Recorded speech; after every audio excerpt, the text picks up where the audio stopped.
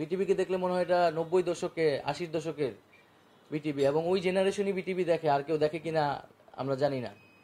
একটা তো হচ্ছে তার একটা দলীয়করণ, রাজনীতিকরণ আছে, আর একটা হচ্ছে তার কন্টেন্টগুলোও হচ্ছে মনে হয় যে এই প্রজন্মের জন্য নয়। তো সেই জায়গা থেকে আমি মনে করি সকল প্রতিষ্ঠানগুলোকে আধুনিকায়ন করা উচিত। মানে জাস্ট সরকারি একটা প্রতিষ্ঠান এবং সেখানে কিছু সরকারের পক্ষ থেকে সরকারের অ্যাসাইন করা কিছু লোক বসবে, কিছু পদ দখল করে বসে থাকবে, এরকমটা যাতে না হয়। সত্যিকার অর্থে যাতে এই প্রতিষ্ঠানগুলা কাজ করে, এই জন্য আধুনিকায়ন এবং গতিশীল করা উচিত।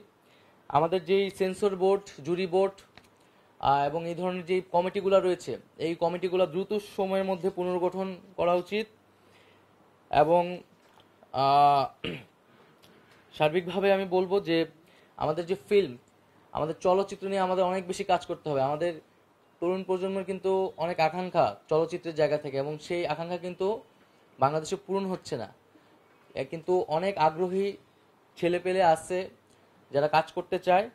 তো সেই আকাঙ্ক্ষা অনুযায়ী আমাদের হচ্ছে চলচ্চিত্র নিয়ে কাজ করতে হবে। আমরা ইতিমধ্যে জানি যে আমাদের অনেকগুলো চলচ্চিত্র সেন্সরড অবস্থায় আছে।